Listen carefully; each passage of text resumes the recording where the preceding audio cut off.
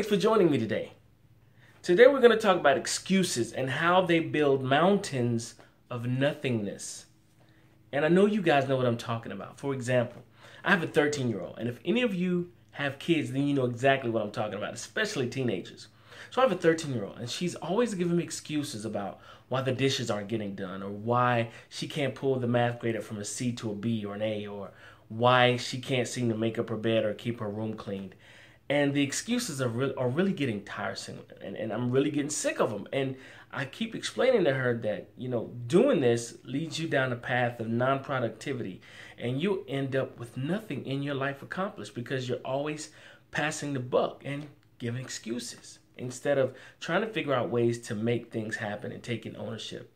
And so I gave her an example about a friend of mine that I grew up with, and he always had an excuse why he couldn't make it to class on time, or why he couldn't make good grades, or why, whatever the situation was, he always had what he felt was a legitimate excuse as to why he couldn't achieve it.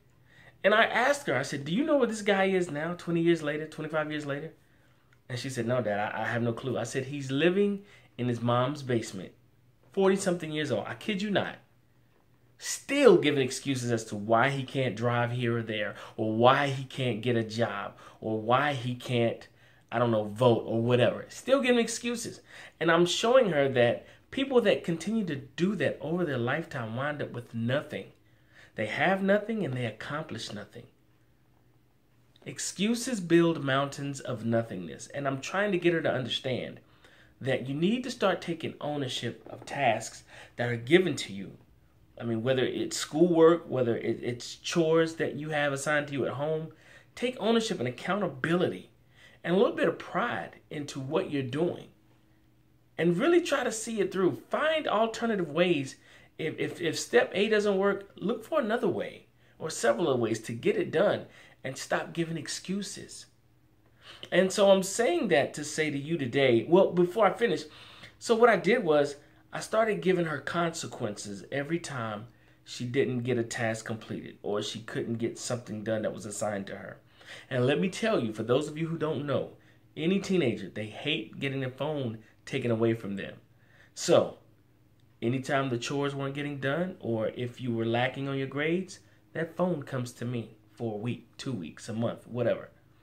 I guarantee you'll start to see a turnaround or an improvement because they don't want that phone taken away. So I'm saying that to you leaders today. I'm sure you know of a person or group of people on your team or in your department that are full of excuses, always using excuses as to why they don't hold up their end of the bargain on the project, or why they don't carry their share of the load on the project. You may have to get creative in finding ways to get them to understand what ownership and accountability and responsibility is. If everyone else on the team can pull their weight, why is it that you can't pull yours? Now, of course, there are some times when an excuse is legitimate, but for obvious reasons, hopefully you understand that I'm talking about overall, there's got to be more than one way to skin a cat. So there's got to be more than one way to fulfill your duties or your tasks or obligations or whatever it is and come out on top. Now, there are some times where you may have a duty or an obligation and you'll fall short, or it doesn't work out the way you want it to. And yeah, there's the risk of, people, your upper management, senior leadership, kind of fussing at you to a certain extent, or pointing the finger, so they say, and nobody likes that. I mean, and that's the biggest reason why my daughter passes the buck, because she doesn't want anybody pointing the finger at her if something doesn't go right. But we as adults know and understand that we all have some type of accountability and responsibility to home, to work, to our loved ones, relationships, whatever the case is. And we need to take ownership and some pride in fulfilling these tasks and duties. And also, there's nothing wrong with a little pressure. Pressure can be good because it forces you to do what needs to be done. And on the flip side, it kind of lets you see what you're made of, because otherwise you wouldn't have that pressure on you, so you wouldn't even proceed to get anything accomplished. So let's throw in the pressure aspect too with excuses or consequences. So leaders, today I want you to take a look at even yourself. Sometimes we don't want to see ourselves as passing the buck, but sometimes we do. So let's start with the top and work our way down. Let's look at us first. And then let's look at our team and look at the ones who are giving excuses quite often, more than productivity or results, if you will. And let's talk to these people and get them to understand that it's important to take ownership of your duties or responsibilities and see them through, so that you're carrying your weight just like the next man beside you. Okay? Excuses build mountains of nothingness. Remember that. And as always, I want you to every day focus on working on yourself and becoming the best version of yourself that you can be. Because when you do that, your leadership gets better, and also the people around you should get better as well. And remember, great leadership equals great results. Now don't forget, if you want to see more video clips like this or audio clips, please go to my website, www.chadbumgarner.co.